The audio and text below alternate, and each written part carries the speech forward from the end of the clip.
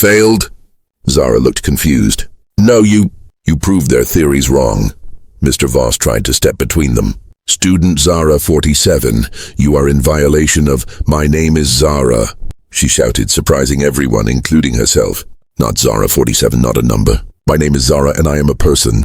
The security guards moved closer, but now there were 20 humans surrounding them.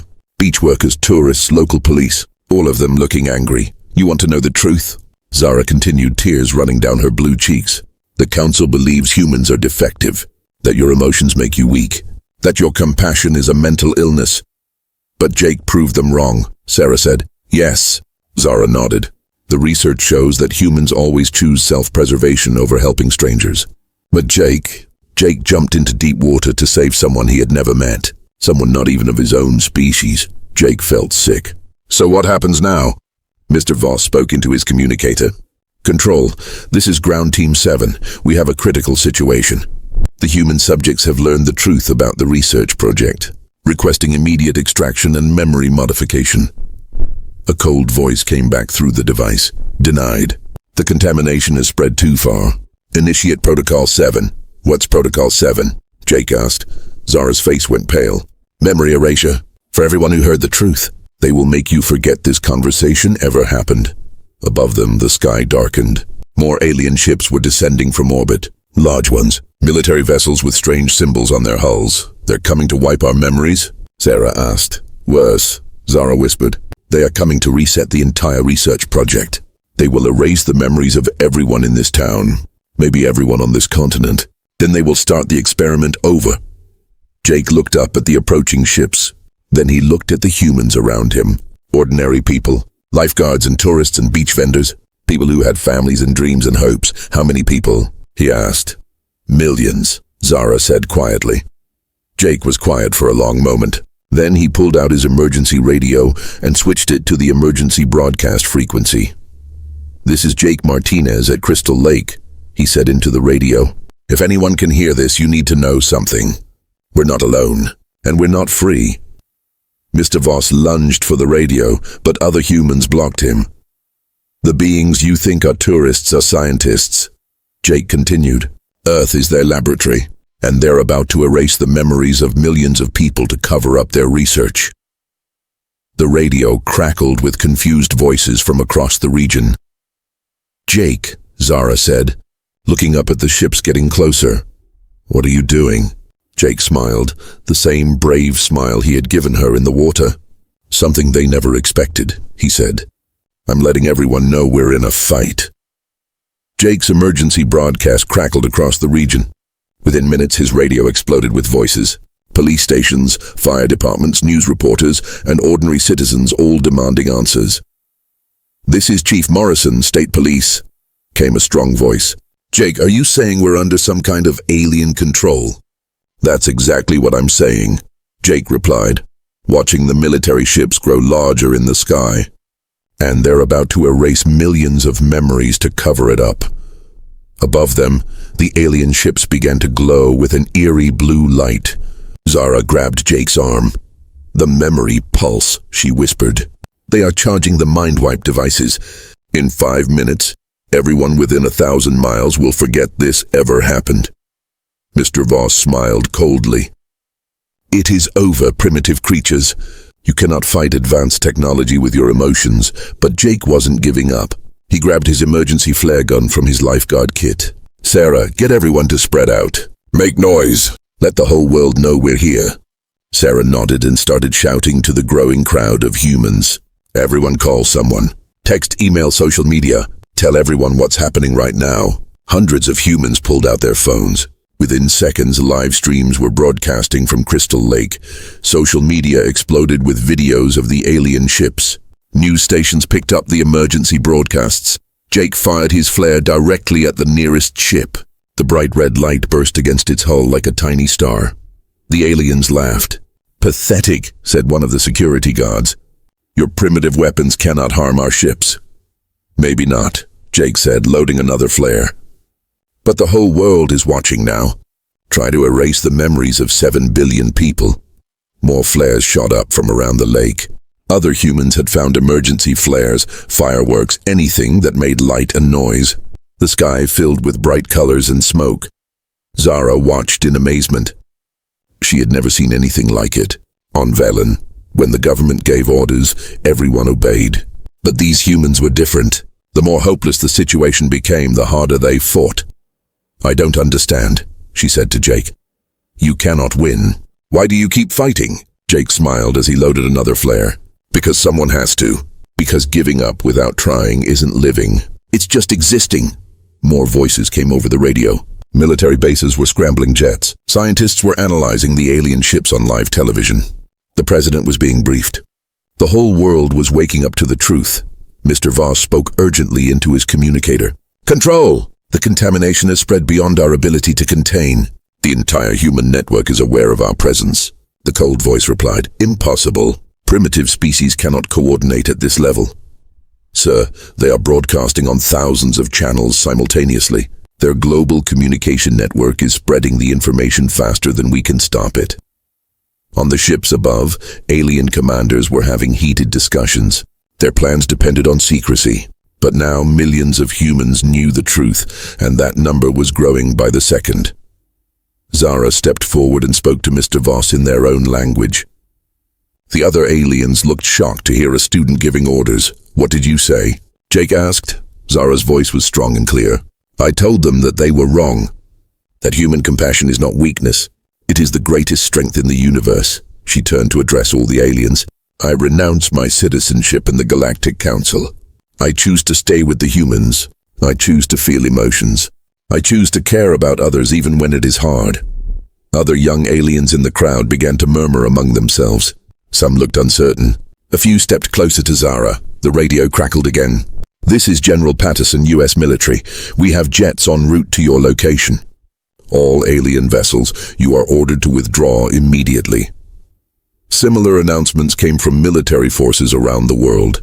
The humans weren't just making noise anymore. They were preparing to fight. The alien commander's voice came down from the lead ship, speaking in perfect English. "Humans of Earth, you have impressed us. Our research indicated that your species always surrenders when faced with superior force."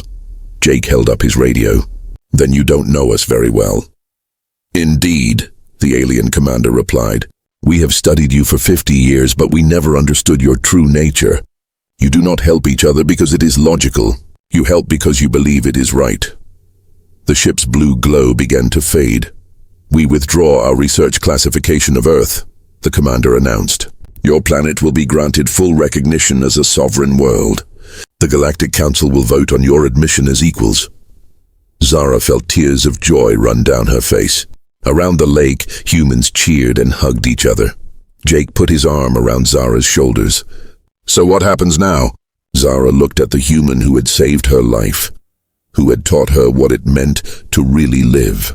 "Now," she said, "I learned to be human, and maybe I can teach other young aliens that emotions are not a disease. They are what make life worth living." As the alien ships departed, Jake realized something important.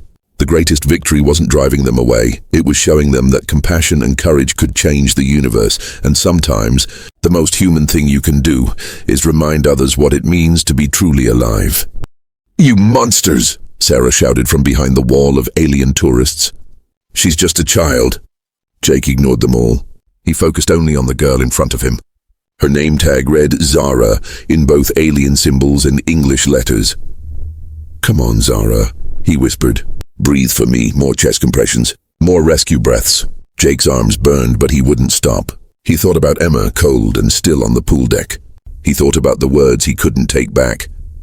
"I should have been watching her." But he was watching now.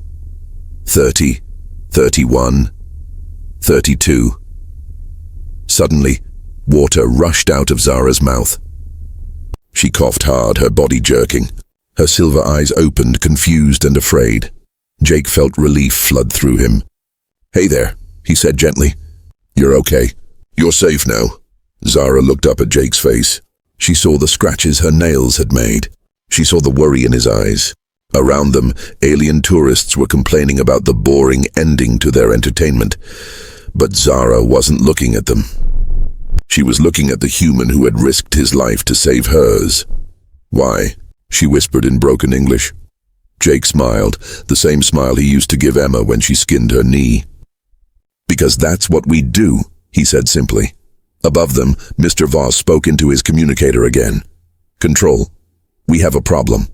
The human succeeded, and I think our student is compromised. Zara coughed up more lake water, her whole body shaking.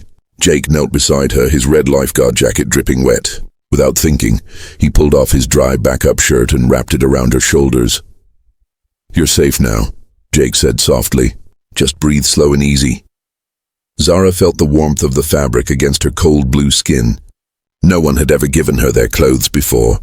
On Valen, such behavior was considered weak and foolish. Around them, the alien tourists were packing up their cameras with disappointed faces.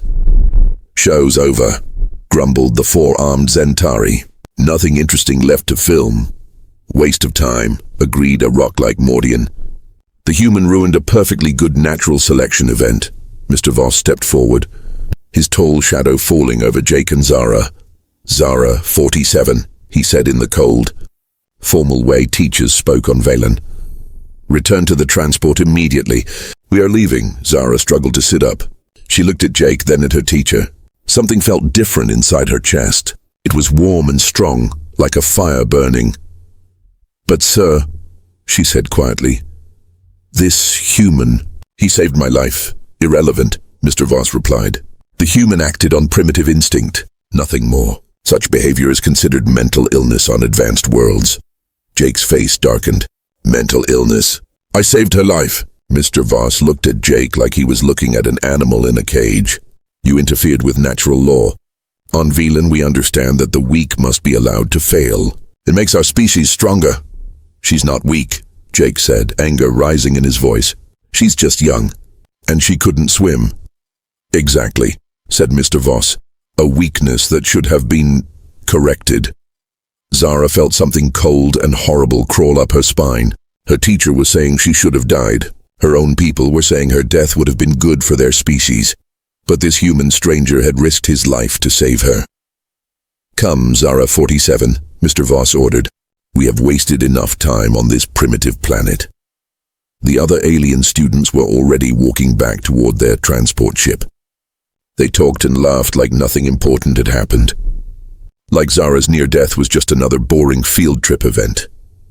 Zara stood up slowly, Jake's shirt still wrapped around her. She took one step toward the group, then stopped. Why did you save me? She asked Jake, turning back. Jake was quiet for a moment. He looked at the scratches on his face from where she had clawed him in panic. Then he smiled. Because everyone deserves a chance to live, he said simply. Because you matter. Because leaving someone to die when you can help them, that's not natural law. That's just cruel. Those words hit Zara like lightning. On Velen, she had been taught that only the strong mattered. Only the perfect had value. She had always felt like she was failing some invisible test, but Jake looked at her like she was worth saving, like her life had meaning just because she was alive. Zara 47. Mr. Voss called sharply, Now! Zara looked at her teacher, then at the transport ship. She saw the other students through the windows already back to studying their data tablets. Cold, distant, perfect. Then she looked at Jake. His clothes were soaked. His face was scratched. He was shivering in the cool air because he had given her his warm shirt, and he was smiling at her like she was the most important person in the universe. Zara started to say. The human has contaminated your thinking, Mr. Voss said coldly. This is why contact with primitive species is dangerous. You are beginning to show emotional attachment. We will have the medical team correct this when we return home. Correct this? Jake asked. Remove the emotional responses, Mr. Voss explained, like he was talking about fixing a broken machine. Return her to proper Vellani mental state. These feelings you have caused are a disease. Zara felt her heart racing. They wanted to erase what she was feeling. They wanted to make her cold and empty like everyone else on Valen. No, she whispered. What did you say? Mr. Voss asked. I said no. Zara's voice grew stronger. I don't want to be corrected. I don't want to forget what this human did for me. Mr. Voss's eyes went wide with shock. Students on Valen never said no to teachers. You are clearly suffering from severe emotional contamination, he said. Guards! Two large alien security officers stepped off the transport ship. They wore dark armor and carried strange glowing weapons. Jake stepped in front of Zara. Wait a minute. She's not sick. She's just thinking for herself. That is the sickness, Mr. Voss said coldly. Individual thinking leads to chaos. Emotional attachment leads to weakness. This human has infected her with primitive behavior patterns. The security guards moved toward Jake and Zara. Other humans on the beach noticed the tension and started walking closer. Zara, Jake said quietly, not taking his eyes off the guards. You need to make a choice. Right now. Do you go with them and let them erase what you're feeling? Or do you stay and figure out what it means to really be alive? Zara looked at the guards, then at Mr. Voss, then at Jake. Her whole life was about to change forever.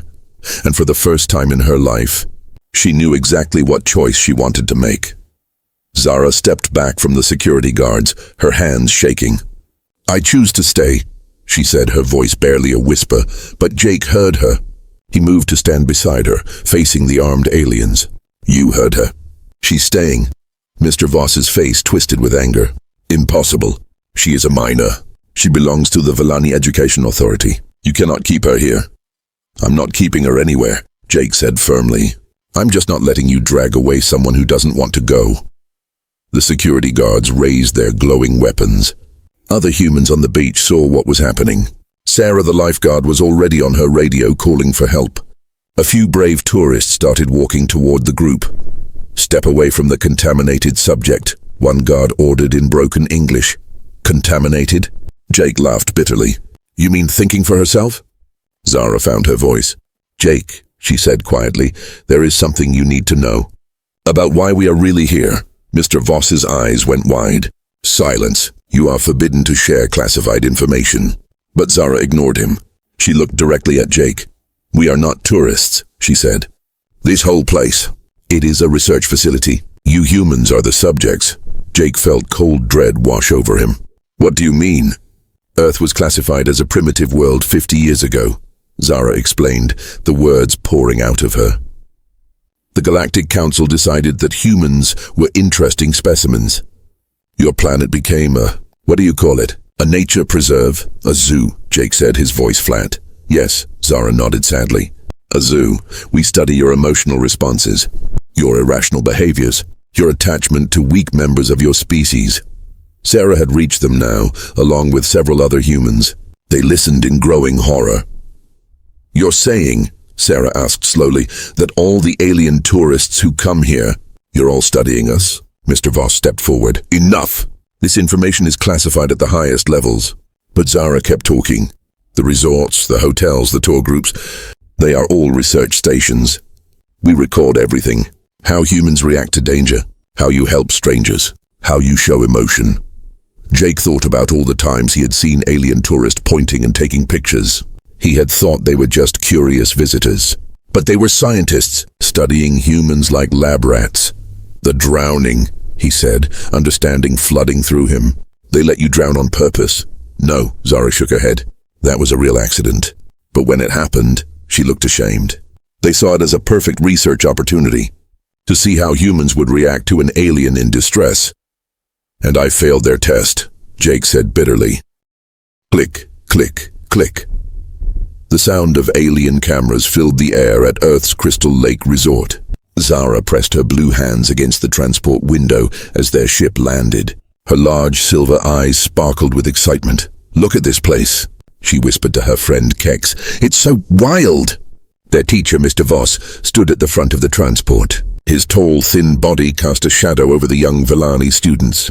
Remember, class, he said in his cold voice, we are here to observe. Earth is a primitive planet. The humans here are still ruled by emotions. Zara felt a chill run down her spine. On her home planet Velen, showing emotions was considered weak. Children learned early to control their feelings.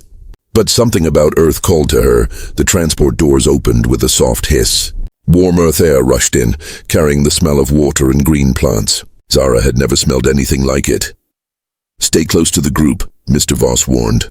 Humans can be dangerous when they feel threatened. Zara stepped off the transport onto soft grass. All around her she saw other alien tourists. There were the tall, grey Centauri taking pictures with their multiple arms. The rock-like Mordians stood perfectly still, recording everything with their eye cameras. The snake-like Sci-Fi slithered between groups, their tongues tasting the air. But what amazed Zara most were the humans. They were so different from what she expected. A human female with yellow hair laughed as she played with a small human child in the shallow water.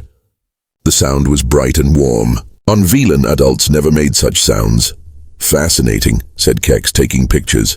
Look how they waste energy on unnecessary expressions. Zara watched a human male teaching another human to swim.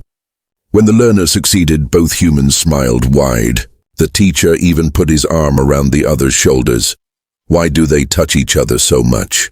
Asked another student. Primitive bonding behavior, Mr. Voss explained. They haven't evolved past the need for physical contact, but Zara thought it looked nice. The tour group walked along the lakeshore. Other alien tourists were everywhere, taking pictures and videos. They pointed at humans like they were animals in a zoo. Over here, called their Centauri guide, you can see humans in their natural feeding behavior. Zara looked where he pointed. A human family sat on a blanket, sharing food. The parents helped the small humans eat, wiping their faces gently. When one child dropped food, the parent just smiled and gave them more. So inefficient, laughed a Sci-Fi tourist. On our world, weak children who cannot feed themselves are left behind.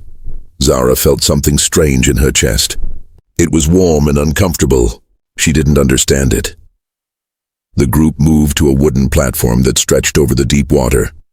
Mr. Voss explained that humans built it for recreation. They jump into the water for fun, he said, even though they are not natural swimmers like aquatic species.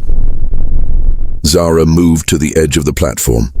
The water below was so blue and clear, she could see all the way to the bottom. Small silver fish swam in groups, moving like living ribbons.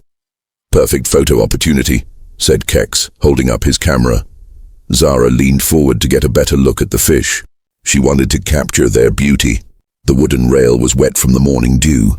Her hands, still unused to Earth's different gravity, slipped. Oh no! She gasped. Time seemed to slow down. Zara felt herself falling toward the water. Around her, she heard the excited voices of alien tourists. Amazing! Someone shouted. A real accident. Get the cameras ready. This will be great content. Zara hit the water with a loud splash. The cold liquid rushed into her lungs. Panic filled her mind. Velani could not swim. Their planet had no large bodies of water. She thrashed wildly, trying to reach the surface. Above her, through the water, she could see shapes moving. The other aliens were pointing their cameras down at her. Bright flashes of light cut through the blue water. They're taking pictures, she realized with horror. I'm drowning and they're taking pictures. Her chest burned. Her vision started to go dark around the edges. She reached up desperately, her blue hand breaking the surface for just a moment. Help! She tried to scream, but only bubbles came out. More camera flashes. More excited alien voices. Look at the panic response. This is incredible footage. The primitive fear reaction is so interesting. Zara sank deeper. Her strength was leaving her. She looked up one last time at the bright surface so far above. Then she saw something that made her heart race. A figure was diving into the water. Not an alien tourist with a camera. A human. A young human male with dark hair, wearing the red uniform of a lake guard. As the water rushed around him, she heard him shout something she would never forget. Grab my hand. Jake Martinez hit the cold water hard. The shock of it made his lungs burn, but he pushed deeper. Below him, the alien girl was sinking fast.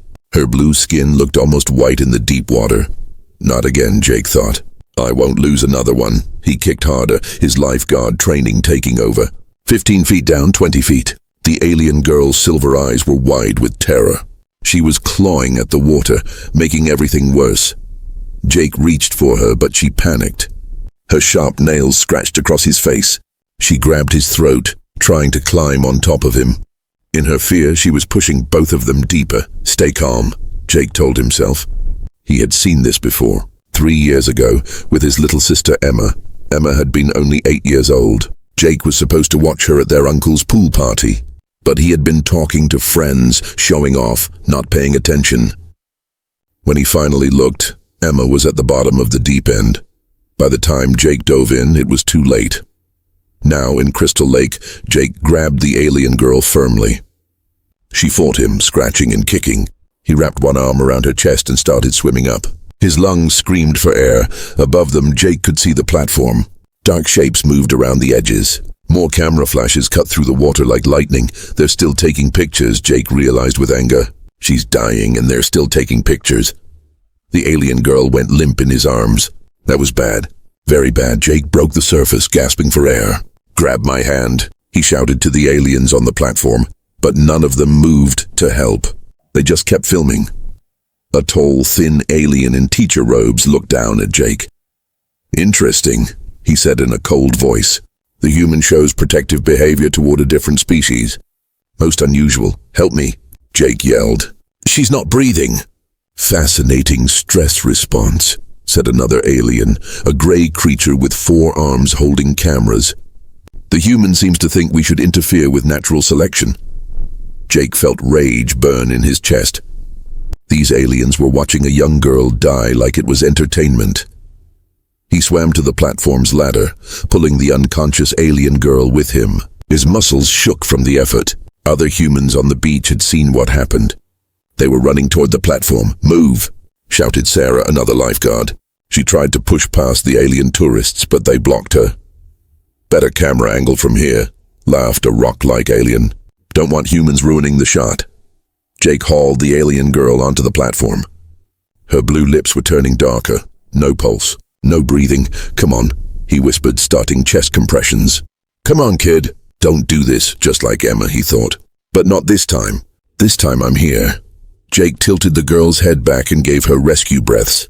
Her lips were cold against his. He went back to chest compressions, counting out loud. 1, 2, 3, 4. Around him, the alien tourists kept filming. Some were arguing about the best angles. Others were placing bets on whether the girl would survive. 50 credits says the human fails, said a snake-like alien. "I'll take that bet," replied another. "Humans sometimes surprise us with their stubbornness." Mr. Voss, the teacher, spoke into a communication device. "Control, this is Education Group 7. We have a situation. One of our students has had an accident. A human is attempting medical intervention." Jake heard a cold voice from the device. "Do not interfere. Let natural selection take its course. If the human succeeds, we have interesting data. If not, we have different but equally valuable data."